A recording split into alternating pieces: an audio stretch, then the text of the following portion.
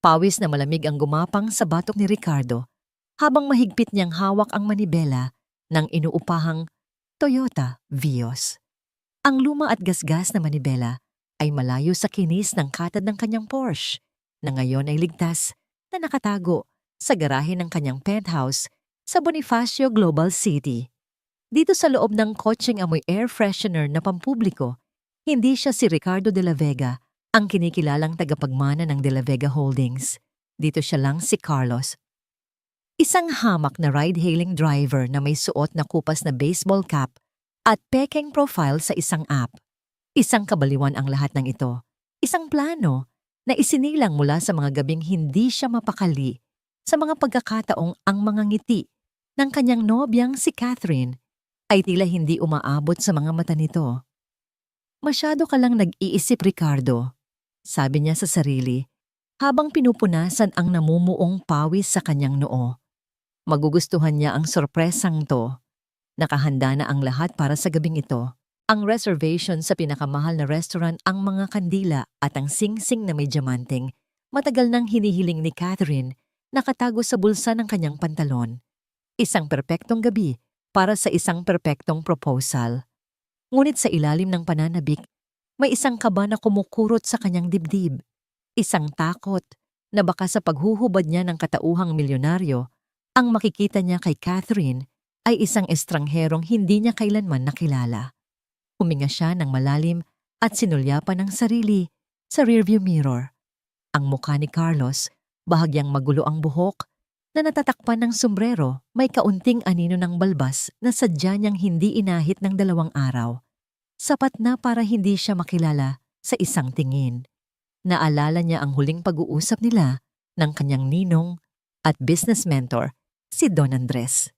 Sa malawak na opisina nito, natanaw ang buong syudad, binalaan siya ng matanda. Hindi lahat ng kumikinang ay ginto-iho.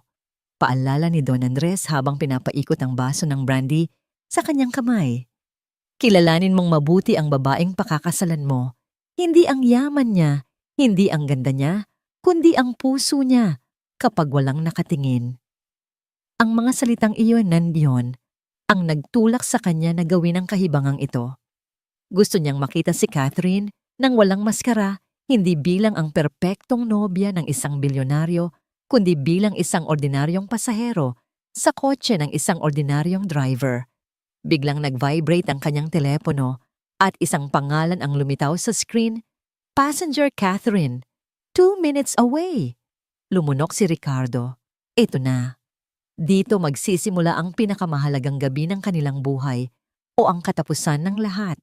Eksaktong 2 minuto, bumukas ang pinto sa likuran. Isang alon ng mamahaling pabango Chanel No. 5, ang paborito niya ang pumuno sa maliit na espasyo ng kotse kasabay ng pagpasok ni Catherine. Perpekto ang ayos nito, mula sa makintab na buhok hanggang sa suot na designer dress. Pumasok ito nang hindi man lang tumitingin sa driver's seat, abala sa kausap sa telepono. I don't care about the logistics, Patrick. Just get it done. Matalas ang boses nito, ang tono na madalas niyang marinig kapag kausap nito ang mga empleyado sa kumpanya. I need those funds transferred by tomorrow morning. Walang palya. Isang maliit na ngiti ang sumilay sa labi ni Ricardo. Nasa business mode na naman ang mahal ko. Naisip niya, hindi na siya makapaghintay na makita ang gulat sa mukha nito kapag inihayag niya ang kanyang sorpresa. Magandang gabi, ma'am. Saan po tayo? Tanong niya, sinadyang gawing medyo magaspang at formal ang kanyang boses. Hindi pa rin tumingin si Catherine. Nag-type ito ng address sa kanyang telepono bago sumagot ng walang emosyon. Acacia Avenue 120 at pakibilisan, may hinahabol akong dinner. Pagkatapos ay katahimikan. Ang ma'am at ang utos ay tumusok sa puso ni Ricardo. Ganito ba siya kapag hindi niya alam na siya ang kasama?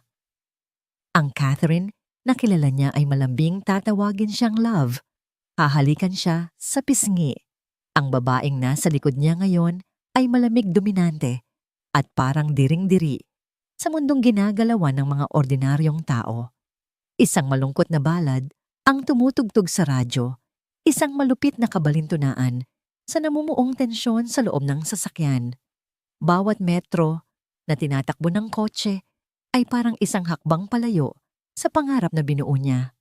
Sandali, sabi ni Catherine sa kausap sa telepono. I'll put you on speaker. Ang hirap mag-text habang kausap ka. Isang click. At pagkatapos isang boses ng lalaki ang pumuno sa kotse. Isang boses na pamilyar kampante at may halong panunuya. Hey babe, kumusta ang mahal mo? Napagod ka na bang magpanggap? Naniga si Ricardo sa kanyang upuan. Ang mga kamay niya sa manibela ay naging kasing lamig ng yelo. Ang pangalang Patrick, ang business associate na ipinakilala sa kanya ni Catherine, ay umalingaw-ngaw sa kanyang isipan. Hindi na bilang kasosyo sa negosyo, kundi bilang isang ahas. Narinig niya ang mahinang tawa ni Catherine, isang tunog na dati musika, sa kanyang pandinig. Ngunit ngayoy parang tunog ng nababasag na salamin. Hush! Saway niya sa lalaki, pero may kilig sa kanyang boses. Tumahimik ka nga. Baka marinig tayo ng driver. Hindi nila alam na ang driver na minamaliit nila ay ang sentro ng kanilang pinag-uusapan. Hindi nila alam na sa bawat salitang bibitawan nila ay unti-unti nilang dinudurog ang puso ng lalaking nagmamaneho patungo sa sarili nitong impyerno. Ang gabi ng sorpresa ay naging isang gabi ng katotohanan, isang katotohanang masakit at hindi niya kailanman inasahang marinig. Ang bawat salita ni Patrick ay parang punyal na bumaon sa dibdib ni Ricardo. Namanhid ang kanyang mga kamay sa manibela. Ang dugo ay tila umalis sa kanyang muka. Ang hangin mula sa aircon na kanina'y nagbibigay ginhawa ay ngayoy parang nanunuot na lamig na bumabalot sa kanyang kaluluwa. Babe, huwag kang mag-alala. Narinig niyang sagot ni Catherine sa kausap ang boses ay puno ng paglalambing na kailanman ay hindi nito ipinaramdam sa kanya sa mga sandaling sila lang dalawa. Konting tiis na lang ito. The old fool Don Andres is getting suspicious. Kailangan na nating bilisan. Konting tiis. Ang mga salitang iyon ay umalingaw-ngaw sa isip ni Ricardo. Ang 3 taon nilang relasyon, ang mga pangarap na binuo nila, ang pag-ibig na inakala niyang totoo, lahat ay isang konting tiis lamang para kay Catherine. Nakuha mo na ba ang pirma niya para sa kondo sa Tagaytay? Tanong ni Patrick. Ang boses ay tila negosyanteng nagsasara ng isang deal. Of course, may pagmamalaking sagot ni Catherine. Last week pa, he's so gullible. Sinabi ko lang na surprise gift ko sa kanya for our anniversary, pumirma agad. Hindi man lang binasa ang mga dokumento. The title is already under my name. Nagtawanan sila. Isang tawang puno ng pangungutya na dumudurog sa bawat hibla ng pagkatao ni Ricardo. Ang kondo na yon, iyon ang lugar kung saan unang sinabi ni Ricardo na mahal niya si Catherine. Ngayon, ang lugar ng kanilang masasayang alaala ay simbolo na ng kanyang katangahan. Good. What about the offshore account? Nailipat mo na ba ang pondo? 50% done. Sagot ni Catherine habang maririnig ang pag-type sa kanyang telepono. He gave me power of attorney over some of his corporate accounts. Akala niya para sa future investments natin. Ang hindi niya alam, ang future na tinutukoy ko ay sa ating dalawa, Patrick. Hindi na makahinga si Ricardo. Ang bawat revelasyon ay mas malala kaysa sa nauna. Hindi lang ito simpleng pagtataksil. Ito ay isang masusing kalkuladong plano para sirain siya, para nakawan siya ng harapan habang binubulag siya ng pekeng pagmamahal. Sinulyapan na niya ang rearview mirror. Nakita niya ang refleksyon ni Catherine. Kalmado ang muka ay bahagyang nakangiti habang nakikipag-usap sa lalaking sumisira sa kanilang relasyon. Nag-retouch pa ito ng kolorete sa labi na para bang ang pag-uusapan ng pagtataksil ay isang ordinaryong bagay lamang. Bakit mo pa kasi pinapatagal? May pagnanasang tanong ni Patrick. Iwanan mo na ang kawawang yon. Sumama ka na sa akin. Natahimik si Catherine saglit. Tumingin ito sa bintana, sa mga kunimikin ng nailaw ng syudad na kanilang dinadaanan. Nang muli itong magsalita, ang boses nito ay bumaba, naging malupit at puno ng pagkasuklam. Si Ricardo isa siyang kawawang bata na naghahanap ng kalinga. He's desperate for affection, Kaya madaling mauto, nakakaawa sabi nito, at ang salitang nakakaawa ay tumatak sa isipan ni Ricardo na parang markang bakal. Pero si Patrick, ikaw, ikaw ang tunay na lalaki. You know what you want and you take it. Hindi tulad niya na laging nagtatago sa anino ng kanyang yaman. Ito na, ito ang pinakamasakit sa lahat. Hindi ang pera, hindi ang mga ari-arian, kundi ang katotohanang ang pagtingin sa kanya ni Catherine ay hindi pagmamahal, kundi awa. Ang kanyang pagiging mahina, ang kanyang pagiging bukas sa damdamin. Ang mga bagay na akala niya'y nagustuhan nito sa kanya ay iyon pala ang mga kasuklam-suklam sa paningin nito. Ang singsing sa kanyang bulsa ay tila naging isang mabigat na bato, isang paalala ng kanyang kabiguan. Ang gabi ng proposal ay naging gabi ng kanyang pagluluksa. Malapit na, bulong ni Catherine sa telepono.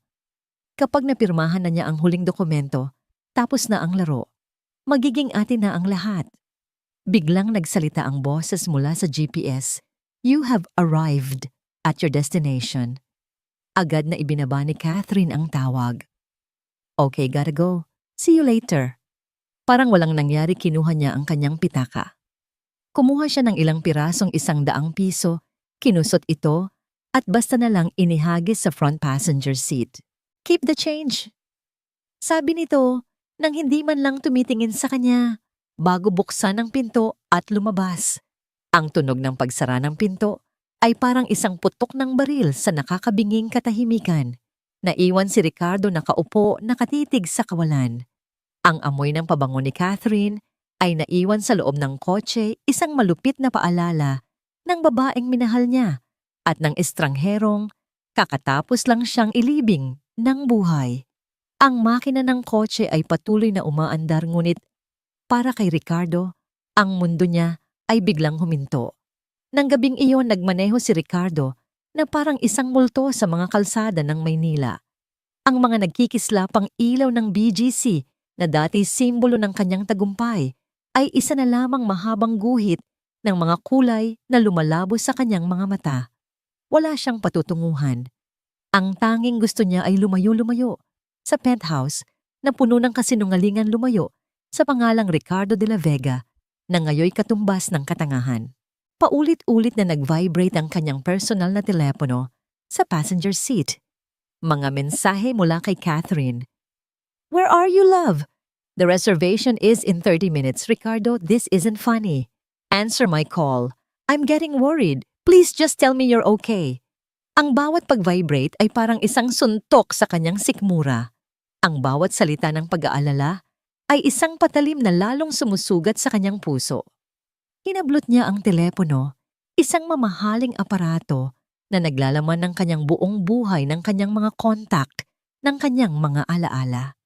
Sa isang iglap ng galit at pait, ibinaba niya ang bintana ng kotse at ibinato ito ng buong lakas sa kadiliman ng sieve. Wala siyang narinig na tunog ng pagbasag.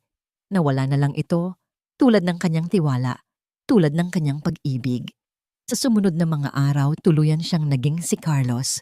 Ang kanyang unang gabi ay ginugol niya sa isang madilim na parking lot sa Pasig. Ang upuan ng driver ang naging kanyang kama. Ang manipis na jacket ang naging kanyang kumot. Ang kanyang mga unang almusal ay hindi na sa mamahaling cafe, kundi sa isang karinderya. Sa kanto, isang mangkok ng mainit na pares at isang platong kanin. Kinakain niya habang pinapanood ang pagmamadali ng mga taong papasok sa trabaho. Binuksan niya ang ride-hailing app sa pekeng teleponong binili niya. Araw-araw, tumatanggap siya ng mga biyahe. Ang pagmamaneho ay naging kanyang gamot. Ang monoton na boses ng GPS, ang ritmikong tunog ng signal light, ang walang katapusang traffic sa EDSA, ang mga ito ang nagpapanatili sa kanyang isip na abala, malayo sa mga alaala ng pagtataksil. Ang mga pasahero niya ay iba. Mga estudyanteng nagtatawanan, mga empleyadong nagrereklamo sa kanilang mga boss, mga inang may dalang mabibigat na pinamili. Lahat sila'y pumapasok at lumalabas sa kanyang kotse, mga estrangherong walang alam sa kanyang tunay na pagkatao. At sa kauna-unahang pagkakataon, sa loob ng maraming taon, naramdaman niya ang kapayapaan sa pagiging invisible. Dito, hindi siya si Ricardo de la Vega, ang milyonaryo.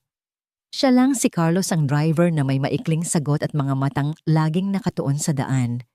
Sa kabilang dako ng syudad sa isang maliit at masikip na apartment sa isang looban sa Quezon City, ang mundo ni Mia ay umiikot sa ibang uri ng pagmamadali.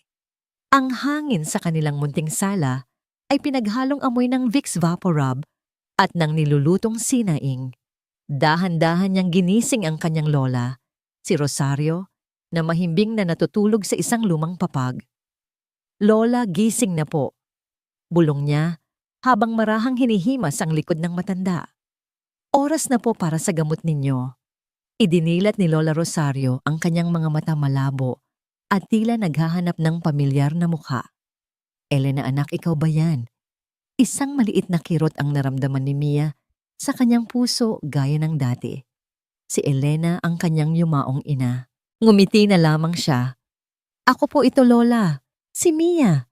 Tinitigan siya ng matanda ng ilang segundo bago unti-unting luminaw ang paningin nito.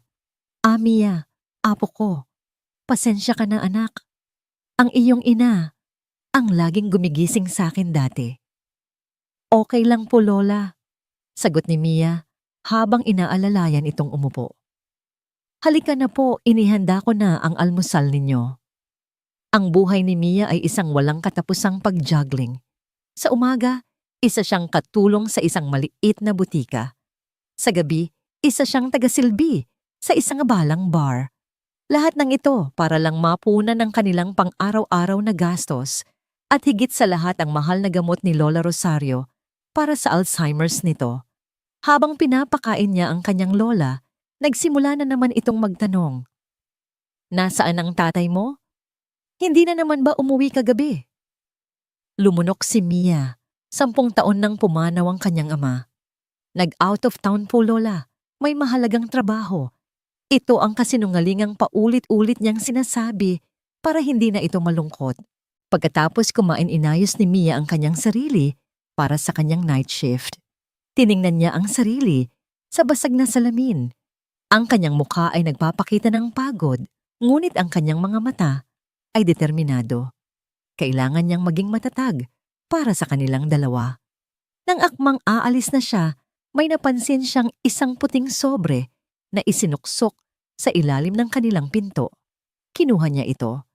Nang buksan niya, nanlamig ang kanyang buong katawan. Final notice of eviction. 2 buwan na silang huli sa bayad sa upa. Nanginginig ang kamay na binuksan niya ang kanyang pitaka. Ang laman, 2 lupi-luping 100 piso at ilang barya. Hindi sapat. Hindi man lang aabot sa pang-1 buwan. Napaupo siya sa gilid ng kama, ang pagod at pag-aalala ay tila isang mabigat na kumot na bumalot sa kanya. Hindi siya pwedeng sumuko. Hindi ngayon. Kailangan niyang magtrabaho. Pinunasan niya ang namumuong luha sa kanyang mga mata, huminga ng malalim, at kinuha ang kanyang luma at gasgas na cellphone. Binuksan niya ang ride-hailing app. Kailangan niya ng masasakyan papunta sa bar. Nag-type siya ng kanyang destinasyon. Searching for a driver. Ilang sandali pa, isang notification ang lumitaw sa kanyang screen, isang pangalan na magiging simula ng pagbabago sa kanyang buhay. Driver Carlos, Toyota Vios ABC 123, arriving in 3 minutes, 3 minuto. Iyon lang ang panahong ibinigay kay Mia para suklayin ang kanyang buhok, ayusin ang gusot sa kanyang uniforme at itago ang sobre ng eviction notice sa ilalim ng unan ni Lola Rosario. Bago siya lumabas, humalik muna siya sa noo ng natutulog na matanda. "Babantayan po kayo ni Aling Nena, Lola," bulong niya. "Babalik po ako agad." Paglabas niya sa masikip na eskinita, natanaw niya agad ang isang kulay pilak na Vios na naghihintay sa kanto. Huminga siya ng malalim, pilit na iwinawaksi ang bigat ng kanyang mga problema at binuksan ang pinto sa likuran. "Good evening po. Sa The Crossroads Bar po sa Timog," sabi niya kasabay ng isang pagod na buntong hininga na hindi niya napigilang kumawala. Ang driver, Isang lalaking naka-baseball cap na bahagyang nakatakip sa muka ay tumangulang at nagsimulang magmaneho. Sa loob ng ilang minuto, tanging ang tunog lang ng radyo at ang ugong ng makina ang maririnig. Si Ricardo o Carlos ay nakatuon ang tingin sa daan, ngunit ang kanyang atensyon ay nasa babaeng nasa likod niya. Nakita niya sa rearview mirror ang refleksyon nito, isang dalagang mukhang pagod, ang mga mata ay nakatingin sa labas ng bintana, ngunit tila walang nakikita. May isang pamilyar na kalungkutan sa mga mata nito na naramdaman din niya sa kanyang sarili. "Mukhang pagod po kayo, ma'am," sabi ni Ricardo bago pa man niya mapigilan ang sarili. Ang boses niya ay medyo magaspang, hindi sanay sa pakikipag-usap. Nagulat si Mia. Madalas ang mga driver ay hindi nagsasalita, maliban kung tatanungin. Tumingin siya sa rearview mirror at nakita ang mga mata ng driver na nakatingin sa kanya. "Ah, opo. Medyo mahaba lang po ang araw." Sagot niya kasabay ng isang pilit na ngiti. "Dalawa po kasi ang trabaho ko." Hindi niya alam kung bakit niya sinabi iyon. Siguro dahil sa pagod, o siguro dahil ang katahimikan sa kotse ay mas mabigat pa kaysa sa kanyang mga problema. Dalawang trabaho ulit ni Ricardo, ang interes ay napukaw. "Mahirap yan." "Kailangan po eh," sabi ni Mia at bigla na lang, ang mga salita ay nagsimulang dumaloy mula sa kanya. "May inaalagaan po kasi akong lola. May sakit po siya kaya kailangan ng panggamot. Ako na lang po ang kasama niya sa buhay." Walang pagrereklamo sa boses ni Mia, tanging isang simpleng paglalahad ng katotohanan. Humanga si Ricardo. Sa mundo kung saan ang lahat tulad ni Catherine ay nag-iisip lang sa sarili, narito ang isang babaeng isinasakripisyo, ang lahat para sa kanyang pamilya. "Ang lola ko." Pagpapatuloy ni Mia na tila gumaan ang loob sa pagkakaroon ng mapagsasabihan, may Alzheimer's po siya. Minsan nakakalimutan niya kung sino ako, pero may mga araw naman na naaalala niya lahat. Yung mga araw na yon, yun ang nagbibigay sa akin ng lakas. Natahimik si Ricardo. Naalala niya ang kanyang sariling lola na yunimao ilang taon na ang nakalipas. Siya ang nag-iisang tao sa kanyang pamilya na nagparamdam sa kanya ng tunay na pagmamahal, malayo sa usapan ng negosyo at mana. Sa unang pagkakataon, mula noong gabing iyon ng pagtataksil, naramdaman ni Ricardo ang isang bagay, maliban sa sakit at galit. Naramdaman niya ang simpatiya. Nagsimulang umambon. Ang mga patak ng ulan ay marahang tumama sa windshield na lumikha ng isang payapang tunog. "Pasensya na po kuya." Biglang sabi ni Mia na tila napagtanto na masyado na siyang maraming naikwento. "Nagdrama pa po ako sa inyo." "Okay lang." Mabilis na sagot ni Ricardo. "Minsan kailangan din nating maglabas ng sama ng loob." Dumating sila sa The Crossroads Bar. Inabot ni Mia ang kanyang bayad. Nang akmang isusukli na ni Ricardo, pinigilan siya nito. "Keep the change na po kuya," sabi ni Mia. "Salamat po sa pakikinig." Bumaba si Mia at mabilis na pumasok sa bar. Naiwan si Ricardo, hawak ang sobrang 20 pesos. Isang maliit na halaga para sa kanya noon, ngunit ngayon, mula sa isang taong mas nangangailangan pa kaysa sa kanya ito, ay parang isang kayamanan. Sa sumunod na mga gabi, isang bagong gawain ang idinagdag ni Ricardo sa kanyang routine. Bandang 6:00 ng gabi, lagi siyang nag-aabang ng biyahe sa lugar malapit sa apartment ni Mia. Umaasa. Sa ikatlong gabi nagbunga ang kanyang paghihintay. Muling lumitaw ang pangalan ni Mia sa kanyang app. Nang pumasok si Mia sa kotse, agad siyang napangiti. "Kuya Carlos, kayo na naman po. Ang liit nga naman ng mundo." Sa pagkakataong yun, dala ni Mia ang isang supot ng pandesal. "Nag-almusal na po kayo?" tanong niya. "Heto po, bagong luto pa." Inabutan niya si Ricardo ng isang mainit na pandesal. Nag-alinlangan si Ricardo saglit bago ito tinanggap. Habang kinakain ng simpleng tinapay, naramdaman niya ang isang init na kumalat sa kanyang dibdib. Isang init na hindi nagmula sa pagkain, kundi sa simpleng kabaitan ng dalaga. "Salamat," sabi niya, at sa pagkakataong ito, hindi niya napigilang ngumiti. "Naku, wala po yon," sagot ni Mia habang masayang ngumunguya. Alam na niyo po kayo lang ang driver na hindi nagrereklamo sa traffic. Lahat sila puro init ng ulo. Kayo tahimik lang. Tumingin si Ricardo sa rearview mirror at nakita ang mga mata ni Mia na nakangiti.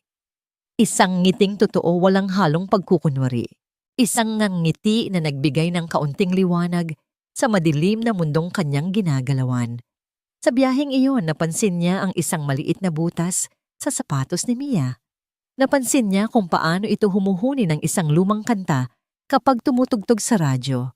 Napansin niya ang pagod sa mga mata nito, ngunit pati na rin ang hindi matatawarang pag-asa. Nang ihatid niya si Mia sa bar, naramdaman ni Ricardo ang isang kakaibang lungkot. Gusto pa sana niyang makipagkwentuhan. Gusto pa sana niyang manatili sa maliit na mundong iyon sa loob ng kanyang kotse kung saan ang mga problema ay pansamantalang nawawala at ang tanging mahalaga ay ang simpleng koneksyon sa pagitan ng dalawang estranghero. Habang pinapanood niya si Mia, napapalayo na pagtanto ni Ricardo na sa loob ng ilang araw na pagtatago sa wakas ay may isang bagay siyang natagpuan. O mas tamang sabihin, may isang tao siyang natagpuan. Isang taong nagpapaalala sa kanya na sa kabila ng lahat ng kasinungalingan at sakit, may kabutihan pa ring natitira sa mundo. At sa unang pagkakataon, naramdaman niya ang pagnanasang muling maging bahagi nito. Ang penthouse ni Catherine ay malamig at tahimik, isang malawak na espasyo ng salamin at bakal na tanaw ang buong syudad. Ngunit ang karangyaan sa paligid niya ay hindi makapapawi sa lumalaking inis sa kanyang dibdib. Isang linggo ng parang bulang naglaho si Ricardo. Hindi ito sumasagot sa tawag sa text o sa email. Ang kanyang mga bank account ay hindi nagagalaw. Incompetent fools! Sigaw niya sa kanyang personal assistant sa telepono. How can a man as high profile as Ricardo de la Vega just vanish? Hanapin ninyo siya. Ibinagsak niya ang telepono sa mamahaling sofa. Naglakad siya patungo sa bintana, hawak ang isang kupita ng alak. Hindi ito pag-aalala para sa kaligtasan ni Ricardo. Ito ay takot.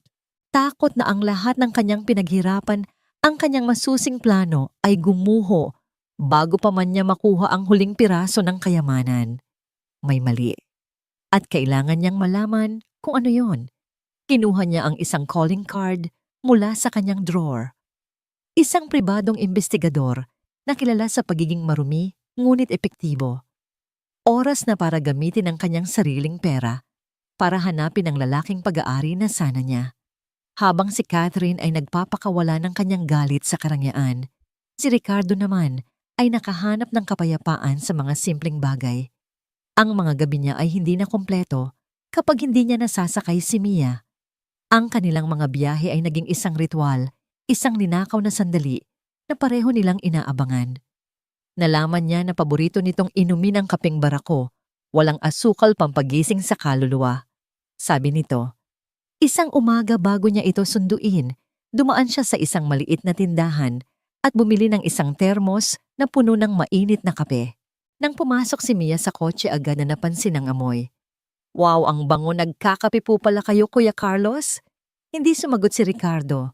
Itinuro lang niya ang termos na nakalagay sa cup holder. Para sa'yo, sabi niya.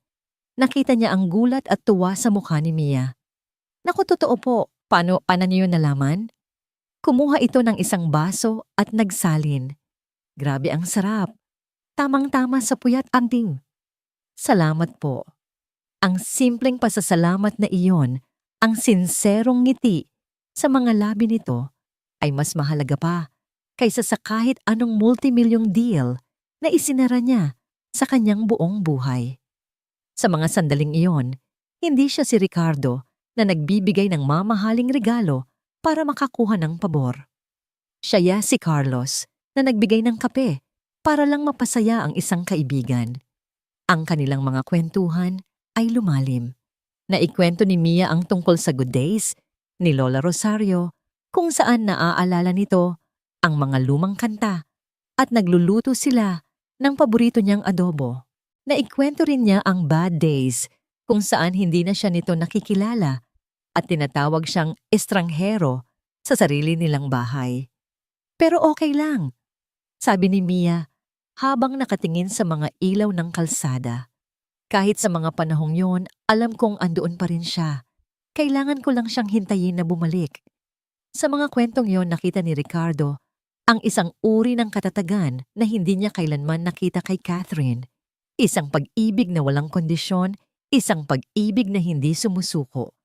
At sa bawat araw, lalo siyang napapalapit kay Mia habang lalo niyang kinamumuhian ang babaeng minsan niyang tinawag na mahal. Isang gabing maulan at malakas ang hangin habang pauwi na sila. Biglang umubo ang makina ng Vios. 2 beses, 3 beses. Bago tuluyang namatay sa gitna ng isang madilim na kalsada sa Cubao. Naku, anong nangyari? Kinakabahang tanong ni Mia. Sandali lang, sabi ni Ricardo, sinubukang i-start muli ang kotse ngunit wala. Tanging isang mahinang tunog ng pag-click lang ang naririnig. Bumaba si Ricardo sa gitna ng malakas na ulan. Binuksan niya ang hood ng kotse kahit na limitado lang ang kanyang kaalaman sa makina. Agad siyang nabasa. Mula sa loob ng kotse, pinanood siya ni Mia ang mukha ay puno ng pag-aalala. Pagkatapos ng ilang minuto, bumalik si Ricardo, sa loob basang-basa at nabigo. Ayaw talaga, sabi niya habang pinupunasan ang tumutulong tubig sa kanyang mukha. Kailangan na nating tumawag ng tulong. Habang naghihintay sila ng tow truck na balot sila ng katahimikan, tanging ang malakas na patak ng ulan sa bubong ng kotse ang maririnig. Pasensya ka na sa abala-basag ni Ricardo sa katahimikan. Umiling si Mia. Kinuha niya ang isang maliit na panyo mula sa kanyang bag at inabot ito kay Ricardo. Okay lang po. Hindi niyo naman kasalanan. Heto po, pamunas. Kinuha ni Ricardo ang panyo. Sa kanilang pag-abot, nagdikit ang kanilang mga kamay. Isang maikling sandali, ngunit para kay Ricardo. Para itong isang kuryenteng dumaloy, isang init, isang tunay na koneksyon ng tao na matagal na niyang hindi naramdaman. Bahagya nilang binawi ang kanilang mga kamay, kapwa medyo nailang. Naku, basang-basa na po kayo. Sabi ni Mia, ang boses ay puno ng tunay na pag-aalala. Baka po kayo magkasakit niyan. Okay lang, sagot ni Ricardo habang marahang pinupunasan ang kanyang buhok. Sanay ako sa hirap. Isang maliit na kasinungalingan, ngunit sa sandaling iyon ang katotohanan ng buhay ni Carlos. Ang paghihintay sa loob ng nasirang sasakyan habang ang ulan ay walang tigil na bumubuhos sa labas ay lumikha ng isang munting mundo para sa kanilang dalawa. Naging mas malalim ang kanilang pag-uusap. Naitanong ni Ricardo ang tungkol sa mga pangarap ni Mia na tila natabunan na ng kanyang mga responsibilidad. Dati po ang pag-amin ni Mia ang mga mata ay nakatingin sa malayo. Pangarap ko pong maging nurse para maalagaan ko si Lola ng mas mabuti at para makatulong din sa iba. Pero, kailangan munang unahin ang kailangan. Ngumiti siya, isang nangiting may bahid ng panghihinayang ngunit puno pa rin ng pag-asa. Siguro balang araw, habang nakikinig pinagkumpara ni Ricardo ang simpleng pangarap na yon sa mga ambisyon ni Catherine, mga ambisyon na nakasentro sa yaman, sa status, sa pag-angat ng sarili. Ang pangarap ni Mia ay para sa iba. Ang pangarap ni Catherine ay para lang sa sarili nito. At sa sandaling iyon, mas naging malinaw sa kanya ang lahat. Ang mga kumikislap na ilaw ng paparating na tow truck ang bumasag sa kanilang munting mundo. Tila sila nagising mula sa isang panaginip. Bumalik sila sa realidad, isa siyang driver at siya ay kanyang pasahero. Nang dumating ang tow truck, iginiit ni Ricardo na siya na ang magbabayad para sa ibang masasakyan ni Mia pauwi. Naku, wag na po Kuya Carlos. Nakakahiya naman po. Ako na po. Pagpupumilit ni Mia. Hindi. Maring sabi ni Ricardo sa unang pagkakataon ay lumabas ang awtoridad sa kanyang boses. Ako ang may kasalanan. Ako ang bahala. Sa'yo. Inabutan niya ng pera ang driver ng taxi na kanyang pinara. Ihatid niyo po siya ng ligtas. Walang nagawa si Mia kundi sumakay. Bago umandar ang taxi, tumingin siya pabalik kay Ricardo na nakatayo sa ilalim ng ulan. Nagtama ang kanilang mga mata. Isang tingin ng pasasalamat mula kay Mia at isang tingin ng isang bagay na mas malalim mula kay Ricardo. Lingid sa kanilang kaalaman, hindi lang ang tow truck ang nakasaksi sa kanilang sandali. Ilang metro ang layo sa loob ng isang madilim na kotse, isang lalaki ang nakaupo. Hawak niya ang isang camera na may long lens. Kanina pa niya sinusundan si Mia simula nang lumabas ito sa kanilang eskinita. Ito ang utos ng kliyente niya, subaybayan ang babae. Ang target natin ay lalapit din sa kanya. At tama nga siya. Ang pagkasira ng kotse ay isang hindi inaasahang biyaya. Isang itim na Mercedes-Benz ang marahas na huminto sa tapat ng isang simpleng karinderya sa Project 4. Ang makintab at mamahaling sasakyan ay tila isang alien sa magulo at maalikabok na kalye. Bumukas ang pinto at mula rito ay lumabas si Catherine na para bang isang reyna na bumibisita sa tirahan ng mga alipin. Nakasuot ito ng isang puting-puting power suit, ang kanyang mukha ay natatakpan ng malalaking itim na salamin at ang kanyang mga labi ay pininturahan ng kulay dugong pula. Sa kanyang kamay hawak niya ang isang folder na naglalaman ng mga litrato at report mula sa investigador. So this is where he slums it. Bulong niya sa sarili, ang boses ay puno ng pagkasuklam habang tinitingnan ang karinderya. How pathetic! Dahan-dahan siyang naglakad, ang tunog ng kanyang stiletto heels ay tila isang babala sa sementadong daan. Hindi pa siya papasok.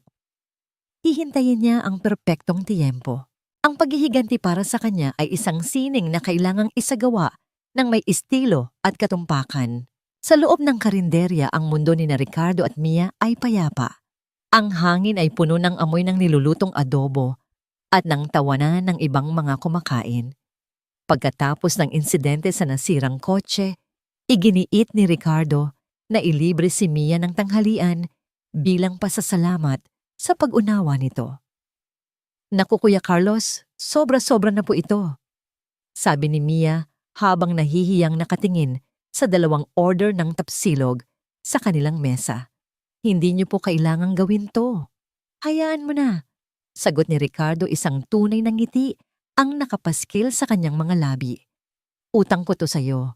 Kung hindi dahil sa panyo mo, baka nilagnat na ako. Nagtawanan sila. Sa sandaling iyon, nawala ang lahat ng bigat sa kanilang mga balikat. Walang eviction notice, walang masakit na pagtataksil. Tanging 2 taong nagkakamabutihan sa ibabaw ng isang platong pagkain. Tinitingnan ni Ricardo kung paano kumain si Mia, simple walang arte at may tunay na gana. Ang bawat subo nito, ang bawat ngiti ay nagpapagaan sa kanyang puso. Nagsisimula na siyang maniwala na marahil posible palang magsimulang muli. Ngunit ang kapayapaan ay marupok. Biglang dumagundong ang katahimikan sa kanilang paligid. Ang mga nagtatawanan ay natahimik. Ang mga kutsara at tinidor ay huminto sa paggalaw. Naramdaman ni Ricardo ang pagbabago sa hangin bago pa man niya makita ang dahilan. Ang pagdampi ng mamahaling French perfume sa amoy ng piniritong isda. Dahan-dahan siyang lumingon. At doon nakatayo sa may pintuan ay si Catherine. Para siyang isang mangangaso na sa wakas ay natagpuan na ang kanyang biktima. Dahan-dahan nitong tinanggal ang kanyang salamin at ang mga mata nito, malamig, matalim at puno ng galit, ay direktang tumama kay Ricardo bago dahan-dahang lumipat kay Mia. Naglakad ito, papalapit sa kanilang mesa. Ang bawat hakbang ay kalkulado. Huminto ito sa tabi nila, isang mapanuyang ngiti ang gumuhit sa mga labi nito. Well, well, well, sabi ni Catherine, ang boses ay kalmado, ngunit tila lason na kumakalat sa hangin. Ricardo, my love, dito ka lang pala nagtatago at mukhang may nahanap ka ng bagong libangan. Naniga si Mia sa kanyang upuan, hindi maintindihan ang nangyayari. Ricardo, tanong niya, tumingin kay Carlos na ngayon ay namumutla at hindi makapagsalita. Ngumisi si Catherine. Kinuha nito ang isang baso ng tubig mula sa kabilang mesa. Oh, patawarin mo ako. Masyado yata akong bastos. At sa isang mabilis na kilos, aksidente niyang ibinuhos ang laman ng baso sa kandungan ni Mia. Ay sigaw ni Mia na patayo sa gulat at sa lamig ng tubig. "Oops, my apologies," sabi ni Catherine. Ang boses ay puno ng pekeng pag-aalala. "Ang dulas naman ng kamay ko." "Ano ba?" Hindi napigilang sagot ni Mia habang pinupunasan ang kanyang basang uniforme. At iyon ang hinihintay ni Catherine. Ang reaksyon. Agad na nagbago ang kanyang anyo. Mula sa pagiging kalmado, naging isa siyang halimaw. "Abat sumasagot ka pa." Sigaw niya sapat na para marinig ng buong karinderya. Ang lahat ng mga mata ay nasa kanila na ngayon. "Sino ka para sumagot sa akin, ha?" Isang desperadang babae na kumakapit sa patalim, isang gold digger. Hinablot ni Catherine ang braso ni Mia. "Hindi niyo ba alam kung sino ang kasama ng babaeng to?" Sigaw niya sa mga usisero. "Hindi yan hamak na driver. Siya si Ricardo de la Vega, ang fiancé ko. At ang babaeng to, itong basahan na to, ay isang ahas na sumisira sa aming relasyon." Ang bawat salita ay parang isang sampal kay Mia. Ang kanyang mukha ay namutla, ang kanyang mga mata ay nanlalaki sa gulat at pagkalito habang nakatingin kay Ricardo na nananatiling nakatayo, paralisado, hindi makapagsalita. Hindi pa tapos si Catherine. Sa isang marahas na kilos, hinablot nito ang mumurahing bag ni Mia na nakasabit sa upuan. Itinaob niya ito. Lahat ng laman ay kumalat sa maruming sahig. Isang lumang pitaka na may ilang lupi-luping pera. Isang lipstick na halos ubos na. Ang ID niya sa botika. At isang maliit na ka-frame na litrato. Ang nag-iisang larawan ni Lola Rosario noong kabataan nito. "Tingnan ninyo," pangungutya ni Catherine. "Ito ang kayamanan ng kalaguyo ng fiancé ko." Isang babaeng galing sa Divisoria na nagpapanggap na prinsesa. Yumuko si Mia nanginginig upang damputin ang larawan ng kanyang lola. Ngunit mas mabilis si Catherine. Itinaas nito ang kanyang paa.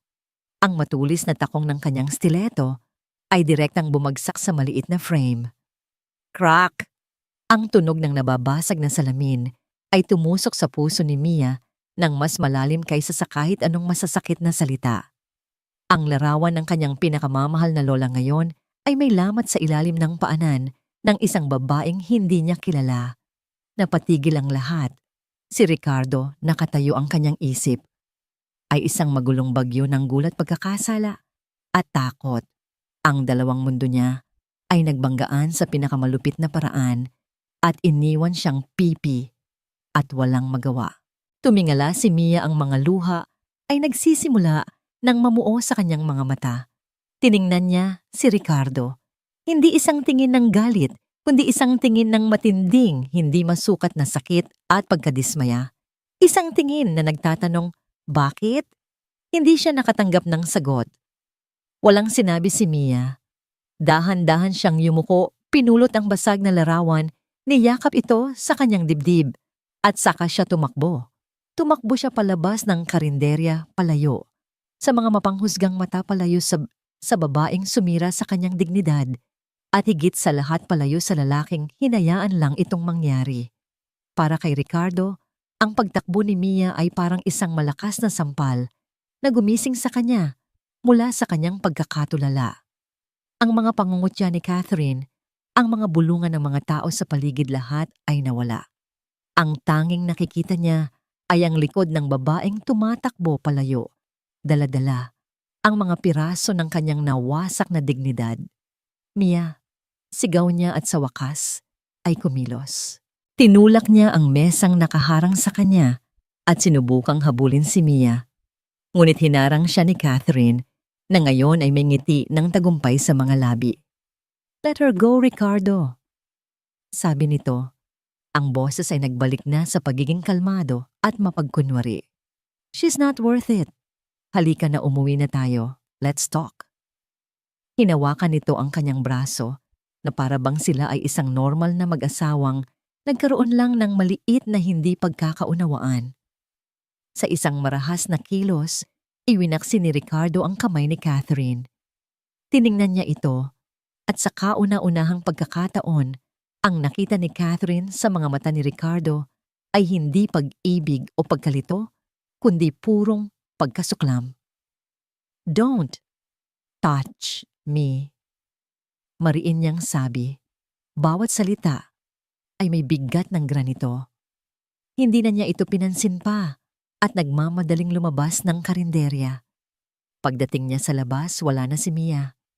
Tanging ang maalikabok na kalsada at ang mga nag-uusisang tingin ng mga taong kalye ang kanyang naabutan. Para siyang tangang umikot-ikot sumisigaw ng pangalan ni Mia sa mga eskinita, ngunit walang sumasagot. Nilamon na siya ng syudad. Bumalik si Ricardo sa kanyang inuupahang kotse, hindi ang Mercedes ni Catherine. Habang nagmamaneho, ang kanyang isip ay isang malaking kaguluhan. Ang sakit na naramdaman niya noong gabing marinig niya ang pagtataksil ni Catherine ay bumalik. Ngunit ngayon ay may kasama itong bagong uri ng sakit, ang pagkakasala.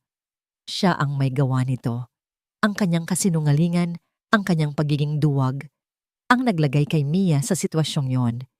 Hindi siya umuwi sa Bijipan, nagmaneho siya papunta sa tanging lugar na alam niya ang looban sa Quezon City, kung saan nakatira si Mia.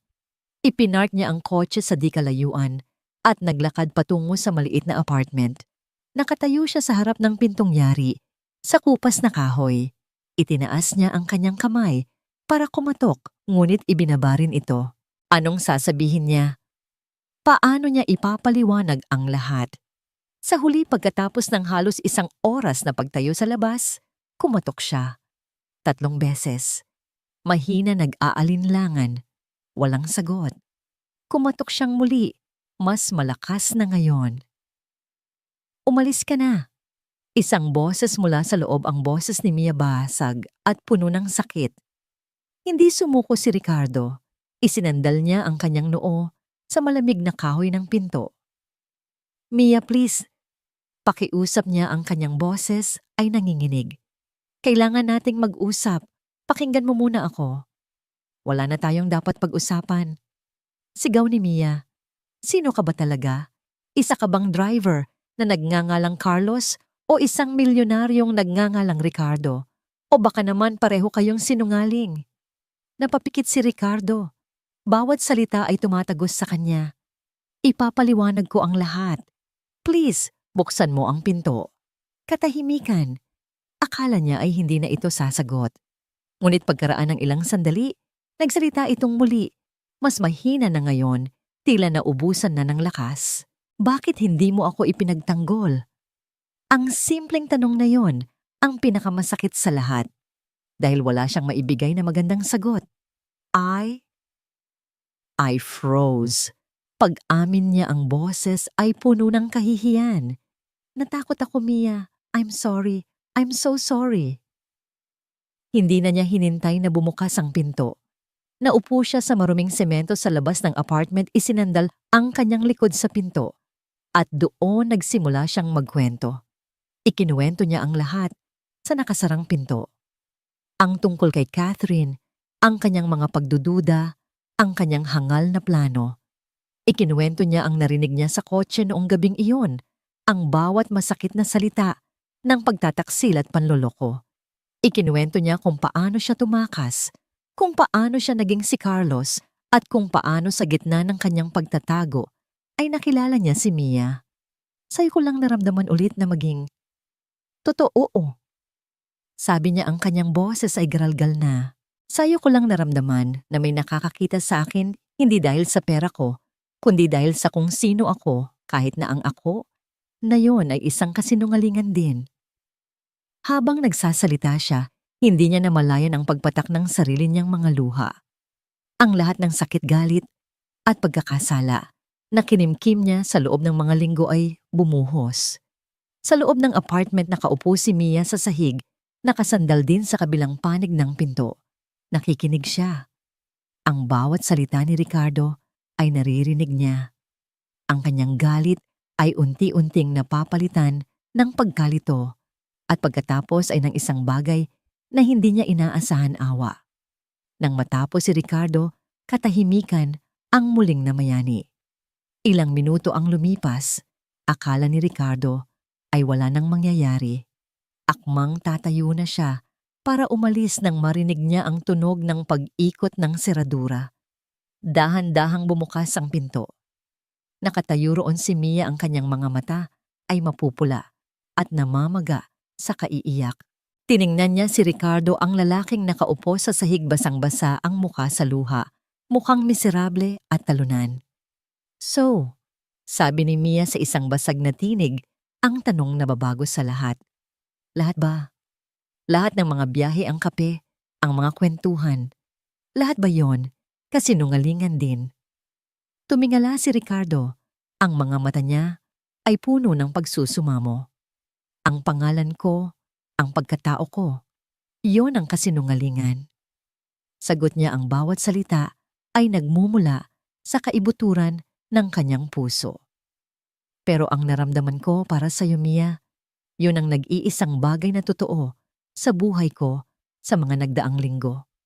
Tinitigan siya ni Mia. May pag-aalinlangan pa rin sa kanyang mga mata, isang malalim na sugat na hindi pa naghihilom.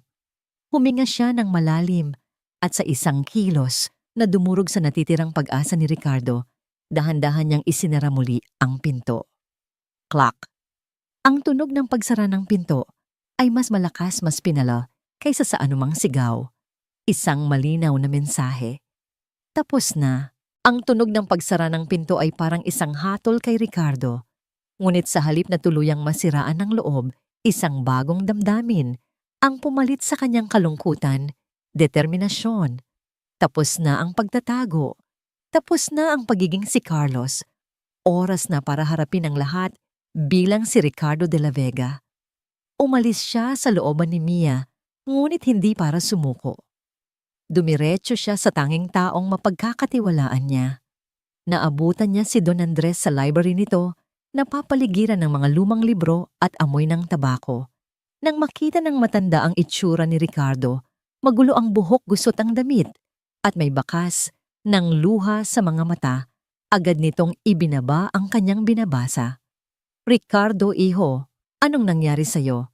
Para kang binagyo." Nag-aalalang tanong ng matanda. Doon sa harap ng kanyang ninong ibinuhos ni Ricardo ang lahat. Mula sa plano niyang sorpresahin si Catherine hanggang sa iskandalo sa karinderya. Hindi siya nag-iwan ng kahit anong detalye, kasama na ang kanyang mga pagkakamali at ang kanyang pagiging duwag. Tahimik na nakinig si Don Andres. Nang matapos si Ricardo, hindi ito nagalit o nanghusga. Tumayo ito, nagsali ng 2 baso ng brandy at inabot ang isa kay Ricardo. "Alam kong may mali sa babaeng yon," sabi ng matanda. "Pero hindi ko inakalang ganito kalala." Huminga ito ng malalim. "Ang tanong ngayon, iho, ay hindi kung bakit ito nangyari.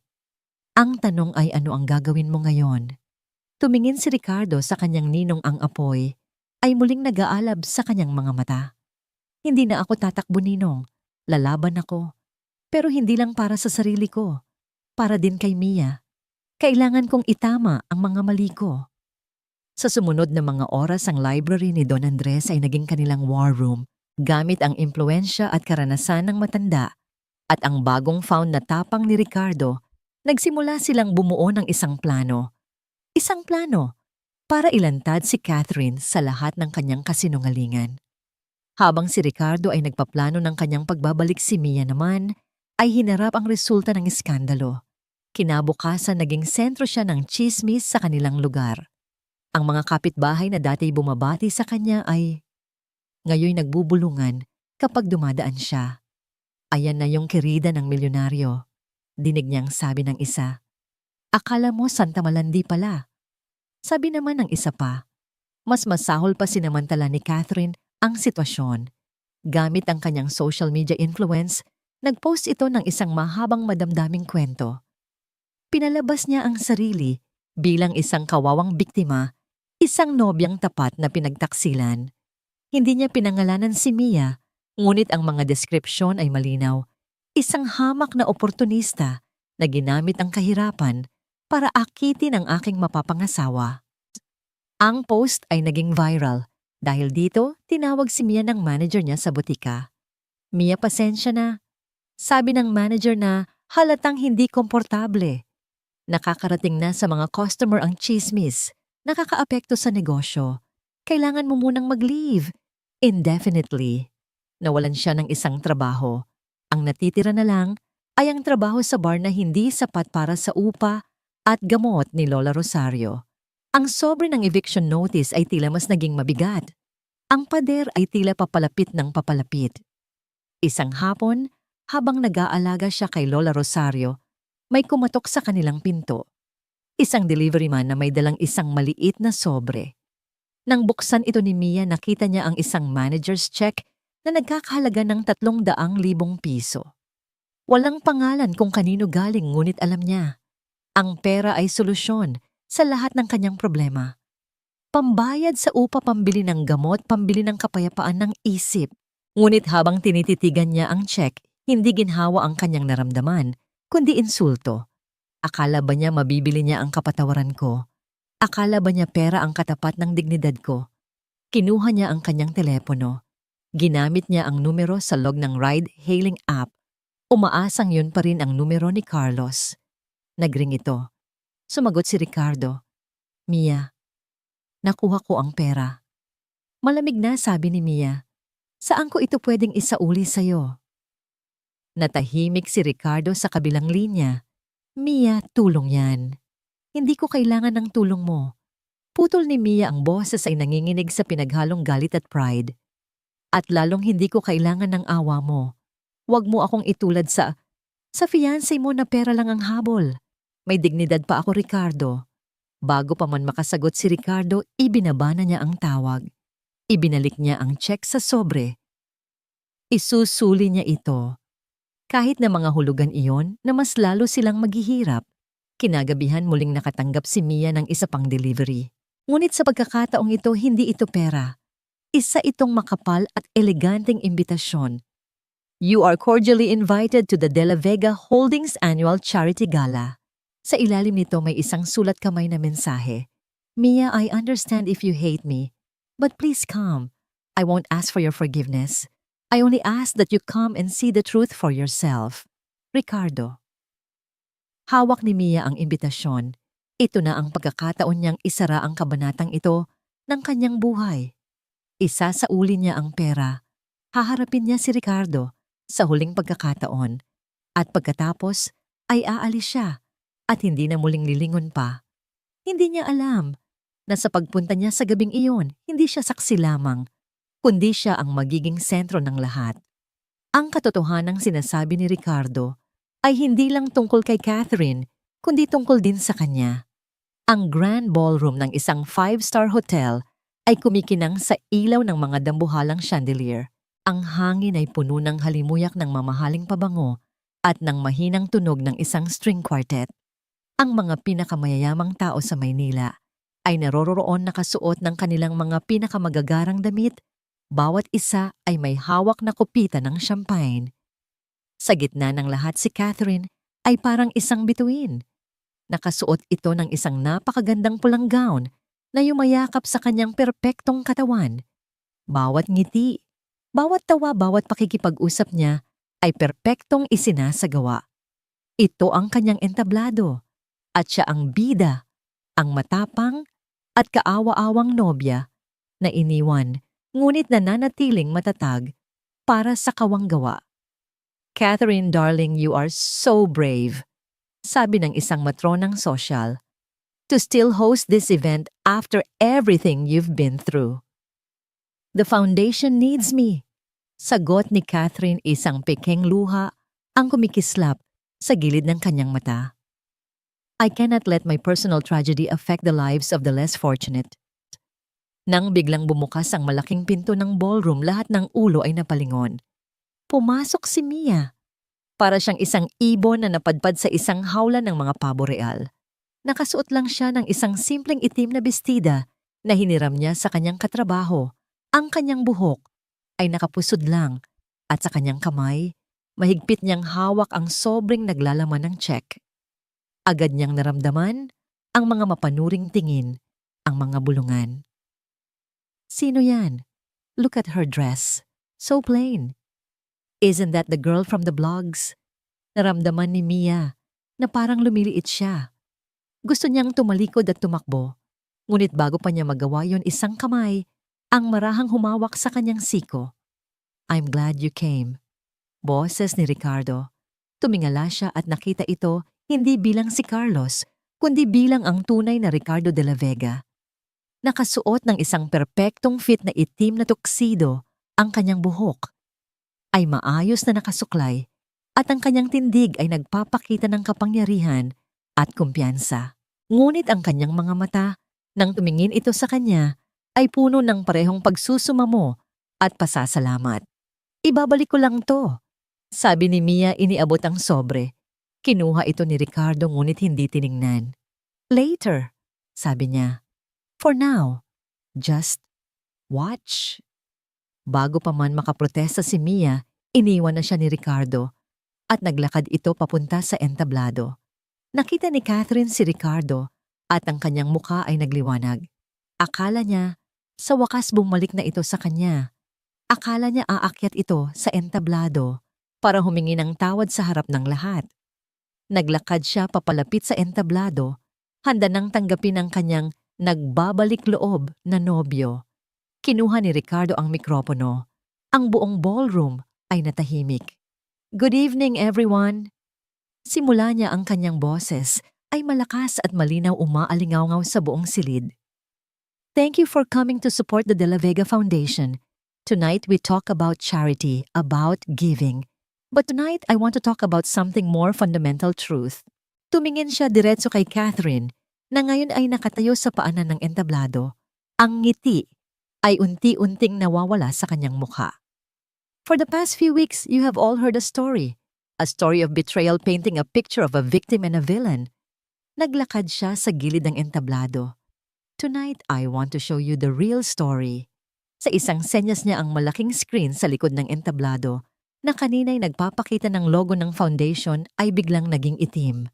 Pagkatapos isang tunog ang pumuno, sa ballroom isang tunog na pamilyar kay Ricardo, isang tunog na nagpabago sa kanyang buhay. Ang tunog ng ugong ng makina, ng isang vayos, at pagkatapos isang boses. Ang boses ni Catherine. "Konting tiis na lang ito. The old fool Don Andres is getting suspicious. Kailangan na nating bilisan." Ang buong ballroom ay napuno ng bulungan. Ang video na ipinapalabas ay kuha mula sa isang dashcam. Malinaw na ipinapakita ang loob ng kotse mula sa pananaw ng driver. Nakita nila si Catherine sa likod nagre-retouch ng lipstick habang kausap si Patrick sa speakerphone. Sunod-sunod na ipinarinig ang bawat salita ng kanilang pag-uusap. Ang tungkol sa kondo sa Tagaytay, ang tungkol sa offshore accounts, ang kanyang mga salita ng pangungutya kay Ricardo. Isa siyang kawawang bata, nakakaawa. Si Catherine ay namutla na parang isang multo. Ang kanyang mga mata ay nanlalaki sa takot at hindi makapaniwala. Sinubukan niyang sumigaw, "Stop this! This is fake, it's fabricated." Ngunit ang kanyang boses ay nalunod sa nagkakagulong mga bulungan ng mga manonood. Ang mga security guard na inatasan na ni Don Andres ay marahang pumalibot sa kanya, pinipigilan siyang makaakyat sa entablado. Ang huling bahagi ng recording ay ang pinakamatindi. Nang ihagis niya ang pera sa upuan at sinabing, "Keep the change." Nang matapos ang video, ang katahimikan sa ballroom ay nakakabingi. Ang lahat ng mga mata na kanina'y puno ng awa para kay Catherine ay ngayoy puno na ng pagkasuklam. Ang reyna ay nahubaran sa harap ng kanyang mga nasasakupan. Bumaba si Ricardo mula sa entablado at dahan-dahang lumapit sa nanginginig na si Catherine. Sa tabi nito, nandoon na rin si Don Andres at sa likod niya ay 2 pulis. "Hindi lang yan," sabi ni Ricardo. Ang boses ay malamig at walang emosyon. "My ninong's auditors also found evidence of you and Patrick embezzling funds from the company accounts I entrusted to you. That's not just betrayal, Catherine. That's a crime." Hindi na makapagsalita si Catherine. Tanging mga hikbi na lang ang kumakawala sa kanya habang ang mga pulis ay papalapit. Bago siya tuluyang kunin, tumingin si Ricardo. Sa huling pagkakataon, hindi sa kanya, kundi sa buong audience. Tonight's gala was supposed to raise funds for the less fortunate, deklara niya. And it will. I am pledging half of my personal assets into a new foundation. Tumingin siya sa dulo ng ballroom, hinahanap ang mga mata ni Mia. It will be called the Rosario Foundation, in honor of a woman who taught her granddaughter the true meaning of wealth, love, loyalty, and dignity. A foundation dedicated to helping the elderly who have been abandoned and forgotten. Ang buong ballroom ay sumabog sa palakpakan. Sa gitna ng lahat ng ingay, sa gitna ng kahihiyan ni Catherine, na kinakaladkad palabas, tanging isang bagay lang ang malinaw sa isip ni Ricardo. Ang kanyang mga mata ay nakatuon kay Mia na nakatayo sa may dulo, ang mga luha ay umaagos sa kanyang pisngi, hindi luha ng kalungkutan, kundi luha ng gulat, ng pagkamangha at ng isang emosyon na hindi pa niya lubos maintindihan. Ang pagtutuos ay tapos na, ngunit para kina Ricardo at Mia ang tunay na usapan ay ngayon pa lang magsisimula. Ang palakpakan ay unti-unting humina. Ang mga bulungan ay napalitan ng mga buntong hininga. Si Catherine ay wala na isang masamang panaginip na sa wakas ay nagwakas. Sa gitna ng naglilinis na mga waiter at mga natitirang bisita na nag-uusap tungkol sa eskandalo ng taon, dahan-dahang tinahak ni Ricardo ang ballroom. Ang bawat hakbang niya ay tila mas mabigat kaysa sa nauna, hindi dahil sa pagod, kundi dahil sa bigat ng hindi pa natatapos na usapan. Nakatayo pa rin si Mia sa parehong pwesto, malapit sa pinto, na para bang handa ng tumakas. Anumang oras, ang mga luha sa kanyang pisngi ay natuyo na, ngunit ang kanyang mga mata ay nananatiling nakabantay, puno ng halo-halong emosyon. Huminto si Ricardo, ilang talampakan mula sa kanya, nagbibigay ng espasyo. Hindi na siya si Carlos na driver o si Ricardo na bilyonaryo. Sa sandaling iyon, siya lang ay isang lalaking nakatayo sa harap ng babaeng nasaktan niya, umaasang mabibigyan ng isa pang pagkakataon. Mia, sabi niya, ang kanyang boses ay mahina para lang sa kanilang dalawa. Hindi siya sumagot. Tinitigan lang niya ito, hinahayaang ang kanyang mga mata ang magsalita ng lahat ng kanyang pagkalito. Hindi ko hinihingi na patawarin mo ako. Pagpapatuloy ni Ricardo. Hindi pa ngayon. Alam kong masyadong malaki ang kasalanan ko. Nagsinungaling ako, itinago ko kung sino ako. At ang pinakamasama sa lahat, hinayaan kitang masaktan sa paraang hindi mo kailanman marapat maranasan. Lumunok siya, ang katotohanan ay masakit sabihin. Ang masasabi ko lang ay, patawad. Patawad dahil sa bawat kasinungalingan. Patawad dahil sa aking karuwagan. At patawad dahil sa paghila ko sa iyo sa gulo ng buhay ko. Sa wakas nagsalita si Mia. Ang kanyang boses ay kalmado, ngunit may bigat. Ang Rosario Foundation, totoo ba yon? Tumango si Ricardo. Bawat salita. Pero hindi ko ginawa yon para bilhin ang kapatawaran mo. Ginawa ko yon dahil sa mga gabing nakikinig ako sa mga kwento mo tungkol sa lola mo. Napagtanto ko kung ano ang tunay na mahalaga. It's not about buildings or stock prices. It's about taking care of the people we love. Isang mahabang katahimikan ang namagitan sa kanila. Tiningnan ni Mia ang kanyang mga kamay, pagkatapos ay tumingin pabalik kay Ricardo. Kailangan ko ng panahon, sabi niya sa wakas. Masyadong marami ang nangyari. Kailangan kong isipin ang lahat. Walang pagtutol sa mukha ni Ricardo, tanging pag-unawa. I understand, sabi niya. All the time you need. Pero sana, hayaan mo akong ipakita sa iyo, hindi sa salita, kundi sa gawa, na ang pagsisisi ko ay totoo. Ilang linggo ang lumipas, walang marangyang regalo, walang malalaking sorpresa. Ngunit si Ricardo ay laging naroon. Isang Sabado ng umaga, habang naglalaba, si Mia sa labas ng kanilang apartment, isang pamilyar na Vios ang huminto sa kanto. Bumaba si Ricardo, hindi nakasuot ng tuxedo, kundi ng simpleng t-shirt at maong may daladalang toolbox. Napansin ko noong huli na may butas ang yero ninyo, sabi niya medyo nahihiya. Baka tumulo kapag umulan ulit. Pwede ko bang ayusin? Hindi nakasagot si Mia sa una. Ngunit sa huli tumango siya. Maghapon na ginugol ni Ricardo ang pag-aayos sa kanilang bubong. Pawis na pawis, may mga mantsa ng alikabok sa mukha. Sa tanghalian inabutan siya ni Mia ng isang plato ng kanin at pritong isda. Tahimik silang kumain sa isang maliit na bangko sa labas ng bahay. Walang pilitan, walang awkward na usapan. Tanging 2 taong nagsisimulang magkakilala muli. Sa sumunod na mga araw ang mga pagbisita ni Ricardo ay naging regular. Minsan sasamahan niya si Mia na mamalengke. Sa ibang araw, uupo lang siya sa sala nila, tahimik na nakikinig habang si Lola Rosario sa isang good day ay nagkukwento tungkol sa kanyang kabataan. Natutunan ni Ricardo na magtimpla ng kapeng gusto ni Mia. Natutunan naman ni Mia na ang paboritong pagkain ni Ricardo ay simpleng sinigang na baboy. Isang gabi habang nag-aayos sila ng mga lumang litrato para sa Rosario Foundation, inilabas ni Ricardo ang isang maliit na kahon mula sa kanyang bulsa. Ang kahon na naglalaman ng singsing na para sana kay Catherine. Hindi ito proposal. Mabilis niyang sabi, nakikita ang pag-aalangan sa mukha ni Mia. Binuksan niya ito. Sa ilalim ng ilaw ang diamante ay kumikinang ng napakaganda. This ring, sabi niya, represents a lie. It was meant for a future that was never real, but I want to turn it into something truthful. Kinuha niya ang kamay ni Mia. Hindi niya isinuot ang singsing sa daliri nito. Sa halip, inilagay niya ang kahon sa palad nito. Gusto kong ikaw ang magtago nito, sabi niya. At balang araw kapag handa ka na, kapag napatunayan ko na ang sarili ko sa'yo, marahil pwede na nating pag-usapan kung saan ito dapat mapunta. Pero kung hindi man dumating ang araw na, yon na iintindihan ko.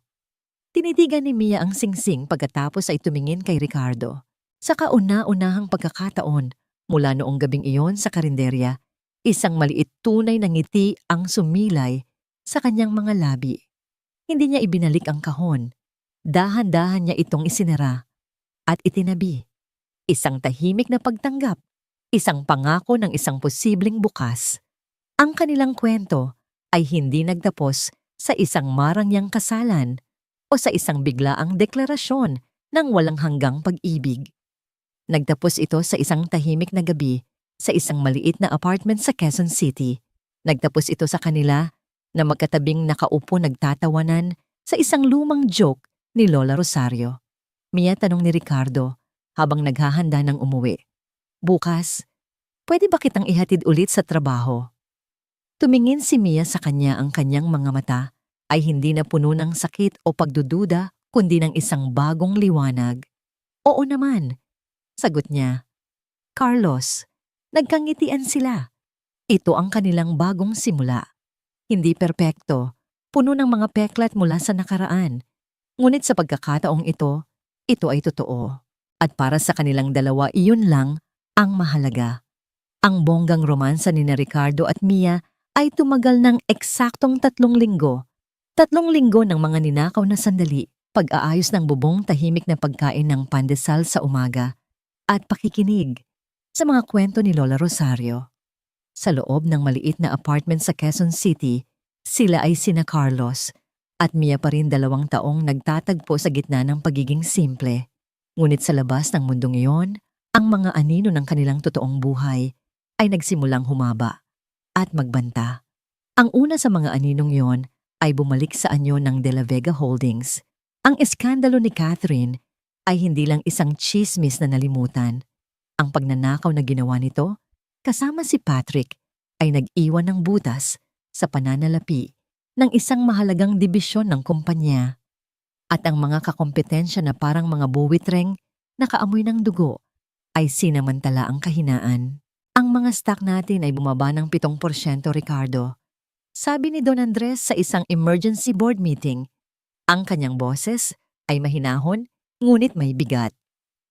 Ang mga investor ay kinakabahan. Kailangan nilang makita na ang kapitan ay nakabalik na sa barko at hawak niya ng mahigpit ang manibela. Napilitan si Ricardo na bumalik sa kanyang mundo. Ang mga simpleng t-shirt ay napalitan ng mga mamahaling suit. Ang Vios ay nanatili sa garahe habang ang kanyang dekotseng Porsche ang muling gumulong sa mga kalsada ng BGC. Ang mga araw niya ay napuno ng mga walang katapusang pagpupulong pag-aaral ng mga financial report at paggawa ng mga mahihirap na desisyon para maisalba ang kumpanya. Sinubukan niyang panatilihin ang koneksyon. Tumatawag siya kay Mia tuwing may pagkakataon. Kamusta si Lola? Kumain ka na ba? I miss you. Ngunit ang mga pag-uusap ay nagiging maikli.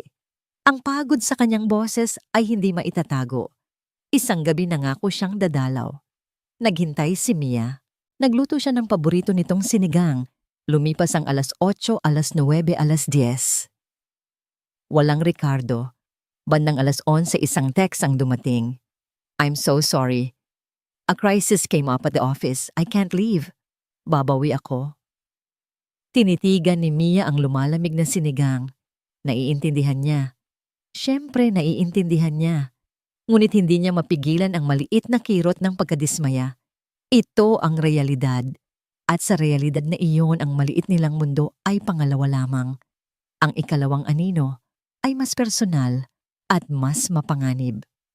Isang hapon, habang nagwawalis si Mia sa labas ng kanilang apartment, isang matandang babae, si Aling Puring ang tsismosa nilang kapitbahay, ang lumapit sa kanya. Mia Ija, sabi nito, ang boses ay nagpapanggap na nag-aalala. Nakita ko kahapon yung boyfriend mong milyonaryo. May kasamang ibang babae sa isang restaurant sa Makati. Maganda mukhang sosyal. Nanigas si Mia. Alam niyang hindi dapat siya maniwala. Ngunit ang laso ng pagdududa na minsan nang itinanim ng mga kasinungalingan ni Ricardo ay nagsimulang kumalat muli. Kinagabihan, hindi niya napigilang itanong ito kay Ricardo sa telepono. May kasama ka raw babae kahapon. Sinubukan niyang gawing kaswal ang tanong, ngunit nabigo siya. Natahimik si Ricardo sa kabilang linya. That. It was a business meeting, Mia. Si Miss Sandoval, isa siyang abogadong tumutulong sa kaso laban kay Catherine. Bakit hindi mo sinabi sa akin?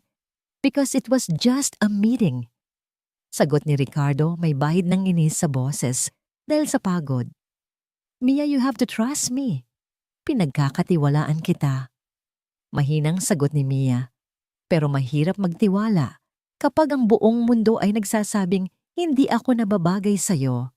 Iyon ang katotohanan. Sa bawat pagbisita ni Ricardo sa kanilang lugar, nakikita ni Mia ang mga mapanuring tingin ng mga kapitbahay. Nakikita niya ang agwat ang mamahalin nitong relo, kumpara sa kanyang mga gasgas na tsinelas ang makintab nitong kotse sa kanilang bakubakong kalsada. Siya ay naging isang atraksyon, ang swerteng dalagang nakabingwit ng milyonaryo. At kinamumuhuian niya ang pakiramdam na yon. Ang pinakamatinding dagok ay dumating 1 linggo pagkatapos. Gabi, biglang inatake ng matinding hirap sa paghinga si Lola Rosario. Namutla ito at nawalan ng malay. Sa sobrang taranta ang una at tanging taong naisip tawagan ni Mia ay si Ricardo. Agad siyang sumagot. What's wrong? Si Lola hindi siya makahinga. Humahagulgol na sabi ni Mia. Okay, calm down. I'm on my way. Call an ambulance. I'll meet you at St. Luke's in BGC. It's the best hospital. Ang isip ni Mia ay blanko. Sinunod niya lang ang sinabi ni Ricardo. Sa emergency room ang lahat ay tila isang masamang panaginip. Ang mga doktor at nurse ay mabilis na kumikilos. Si Mia ay nakaupo sa isang sulok nanginginig yakap-yakap ang sarili. Pagkaraan ng ilang minuto, dumating si Ricardo hingal na hingal. Ang mamahaling suit ay gusot na.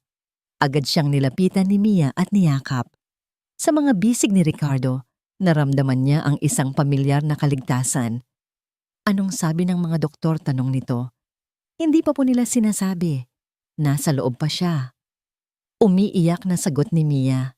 Hindi na nagtanong pa si Ricardo. Lumapit siya sa front desk, inilabas ang kanyang itim na credit card at sinabi sa staff. Ako ang bahala sa lahat ng bayarin ng pasyenteng si Rosario Santos. Ibigay ninyo sa kanya ang pinakamagaling na doktor at ang pinakamagandang kwarto. Walang problema sa gastos. Narinig ni Mia ang lahat. At habang ang isang bahagi niya ay nagpapasalamat, ang isang mas malaking bahagi niya ay nakaramdam ng isang matinding kirot. Sa isang iglap, ang kanilang relasyon ay na-define. Siya ang mahirap na nangangailangan. Siya ang mayamang tagapagligtas. Isang doktor ang lumabas mula sa emergency room. Pagdamangke, Rosario Santos. Lumapit silang dalawa. She had a mild heart attack. Sabi ng doktor, "She's stable now, but our tests show a severe blockage in one of her arteries. She will need an angioplasty procedure as soon as possible." "How much will that cost, Doc?" Nanginginig na tanong ni Mia. The entire procedure including aftercare could range from 800,000 to over 1,000,000 pesos. Ang halaga ay parang isang malaking pader na biglang bumagsak sa pagitan ni na Ricardo at Mia. Para kay Ricardo ito ay isang numero lang. Para kay Mia ito ay isang habang buhay na utang na hindi niya kayang bayaran. Bago pa man makapagsalita si Mia, inunahan na siya ni Ricardo. "We'll do it, Doc," sabi niya sa doktor. "Schedule it immediately. I will take care of everything." Pagkatapos ay lumingon siya kay Mia, ang kanyang muka ay puno ng sinserong pag-aalala. "Don't worry about the money, Mia. Ang mahalaga ay gumaling si Lola." Ngunit hindi iyon ang nakita ni Mia.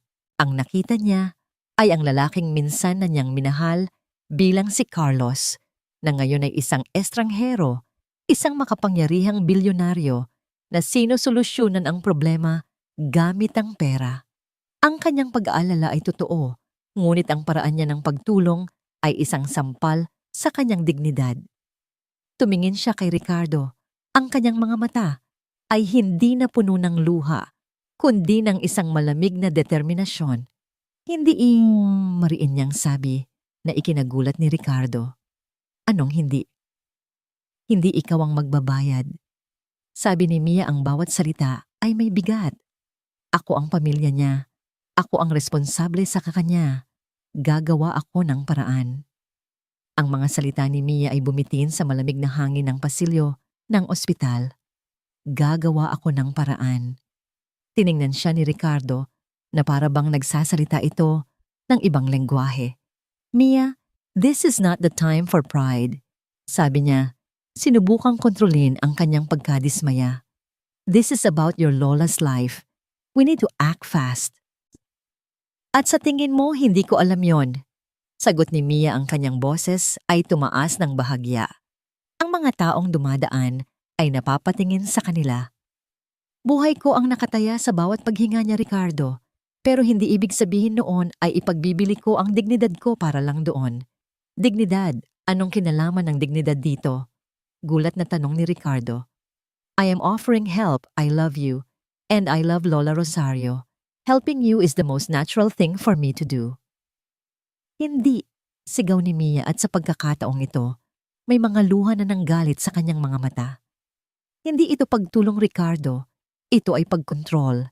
Ito ay pagpapakita na dahil may pera ka, kaya mong solusyonan ang lahat. Paano naman ako? Ano ang papel ko dito? Ang kawawang babae na iniligtas mo. Ayoko niyan. Ayokong maging isa pang proyekto mo." Ang salitang proyekto ay tumama kay Ricardo na parang isang malakas na suntok. Iyon ba ang tingin sa kanya ni Mia, isang charity case?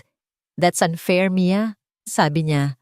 Ang kanyang boses ay bumaba, naging seryoso. "You know that's not true. Ginagawa ko ito dahil mahal kita." "Kung mahal mo ako," sabi ni Mia, ang kanyang boses ay nanginginig ngunit determinado, "igagalang mo ang desisyon ko. Hahayaan mo akong harapin ito bilang ako, hindi bilang nobya ng isang milyonaryo." Tumalikod si Mia at naglakad palayo. Iniwan si Ricardo na nakatayo sa gitna ng pasilyo, gulong-gulo at nasasaktan. Sa unang pagkakataon, napagtanto niya na ang pera na palagi niyang inaasahan para ayusin ang lahat ay siya palang sumisira sa kanila.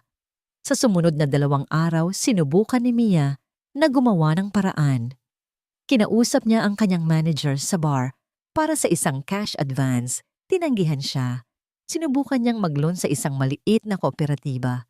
Hindi sapat ang kanyang sahod. Tiningnan niya ang mga gamit sa kanilang apartment. Isang lumang TV, isang depedal na makinang panahi ni Lola. Walang halaga. ang mga ito. Ang bawat pagtanggi ay isang sampal ng realidad. Ang 1 milyong piso ay hindi lang isang numero. Isa itong bundok na imposibleng akyatin ng mag-isa. Samantala, lingid sa kaalaman ni Mia, gumawa ng sariling hakbang si Ricardo. Hindi niya direktang binayaran ng ospital. Sa halip tinawagan niya si Don Andres. "Ninong, kailangan ko ng pabor," sabi niya. "Ang Rosario Foundation, pwede ba nating gamitin ang pondo nito para sa isang emergency medical case, isang matandang babae na nangangailangan ng agarang operasyon sa puso?" "Of course, iho," sagot ni Don Andres, na alam kung sino ang tinutukoy ni Ricardo. "Para dyan ang foundation. I will arrange it anonymously." Kinabukasan, habang si Mia ay halos mawalan na ng pag-asa, isang social worker mula sa ospital ang lumapit sa kanya. "Mrs. Santos," sabi ng babae, may hawak na folder. "May magandang balita po ako. Ang kaso po ng inyong lola ay na-review ng isang pribadong foundation na tumutulong sa mga senior citizen. Sila na po ang sasagot sa lahat ng gastos para sa operasyon." Napatulala si Mia. "Foundation?" "Anong foundation po?" "Nagpakilala lang po sila bilang Friends of the Elderly," sabi ng social worker. Gusto po nilang manatiling anonymous. Sa isang iglap, gumaan ang buong mundo ni Mia. Isang himala. Ngunit habang pinoproseso niya ang balita, isang maliit na tinig ng pagdududa ang nagsimulang bumulong sa kanyang isipan. Masyadong perpekto, masyadong nagkataon. Isang pribadong foundation na tumutulong sa mga matatanda. Ang pangalan ng foundation na binuo ni Ricardo para sa kanyang lola ay biglang pumasok sa kanyang isip. Ang Rosario Foundation. Ang operasyon ni Lola Rosario ay naging matagumpay habang nagpapagaling ang matanda sa isang pribadong silid, isang bagay na hindi kayang bayaran ni Mia, ngunit kasama pala sa tulong, binabantayan siya ni Mia. Ang kanyang isip ay gulong-gulo. Nagpapasalamat siya, ngunit sa parehong pagkakataon, nakakaramdam siya ng pagkakanulo. Nang gabing iyon, dumating si Ricardo, may dalang bulaklak at prutas. Mukha siyang masaya at gumaan ang loob. "How is she?" tanong niya, isang malambing na ngiti sa kanyang mukha. Hindi sumagot si Mia. Sa halip, tumayo siya at hinarap ito. "Salamat." Simula niya, ang kanyang boses ay walang emosyon. "Salamat sa pagliligtas sa buhay ng lola ko. Mia, wala yon. Salamat sa pagsisinungaling sa akin." Ulit ang putol niya. Ang nangiti sa mukha ni Ricardo ay nawala. "What are you talking about? The Friends of the Elderly?" Sabi ni Mia, may bahid ng sarkasmo sa kanyang boses. "Huwag mo na akong lokohin, Ricardo. Alam kong ikaw ang nasa likod nito. Ginamit mo ang foundation na ipinangalan mo mismo sa lola ko para bayaran ang lahat. Ginawa mo pa rin ang gusto mo sa paraang hindi ko matatanggihan." Hindi nakakibo si Ricardo. Nahuli siya. I just wanted to help," sabi niya, ang kanyang boses ay humina.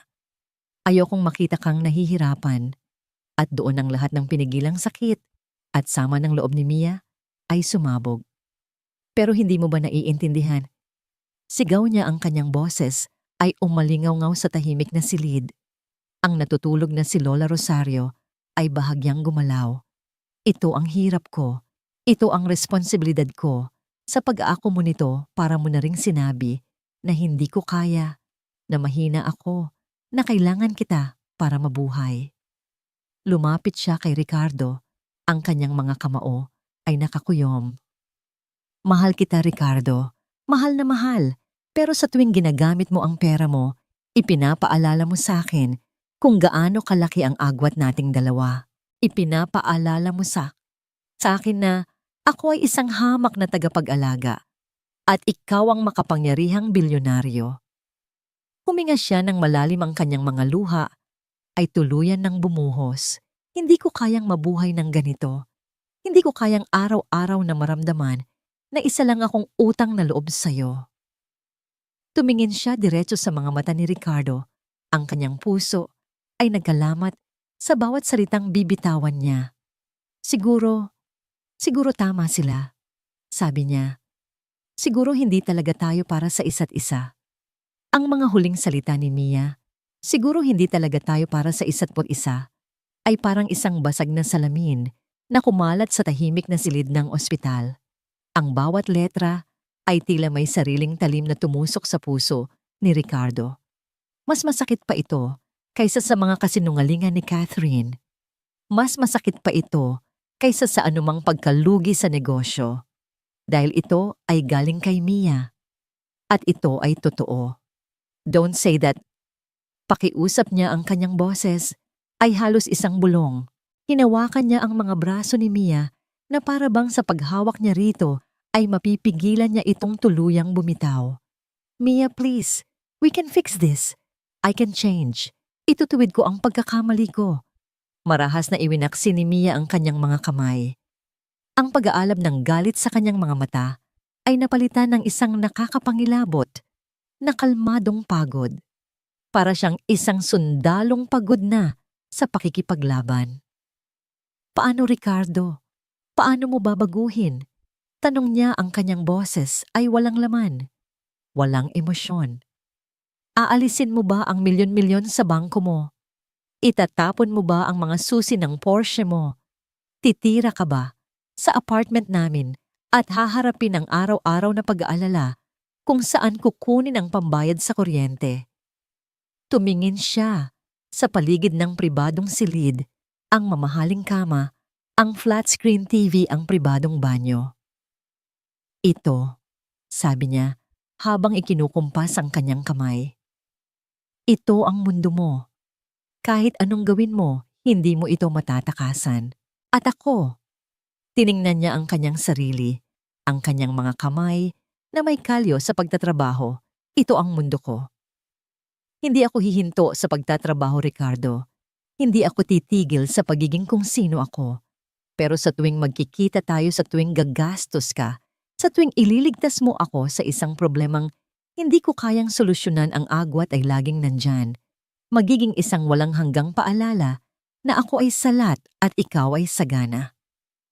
Hindi yan totoo, desperadong sagot ni Ricardo. Hindi kita tinitingnan ng ganyan. Pero ganyan ang nararamdaman ko. Sigaw ni Mia, ang kanyang kontrol ay muling nawala.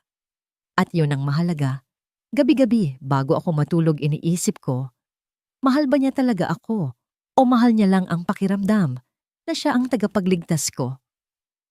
Dahil iyon ang kinuha mo sa akin, Ricardo. Kinuha mo ang pagkakataon kong patunayan sa sarili ko na kaya kong iligtas ang sarili ko. Kinuha mo ang aking lakas. Natahimik si Ricardo. Ang katotohanan sa mga salita ni Mia ay hindi maikakaila. Sa kanyang kagustuhang protektahan ito, nasakal niya ito. Sa kanyang pag-ibig, binura niya ang pagkatao nito. Ang kanyang pinakamabuting intensyon ay nagbunga ng pinakamasamang resulta. I'm sorry. Sabi niya, ang mga salita ay tila walang silbi. Mia, I'm so sorry. Umiling si Mia habang pinupunasan ang kanyang mga luha. Alam kong nagsisisi ka. Pero minsan, Ricardo, ang sorry ay hindi sapat para ayusin ang mga bagay na nasira na. Huminga siya nang malalim, tila nag-iipon ng lakas para sa huling sasabihin. Kailangan nating huminto.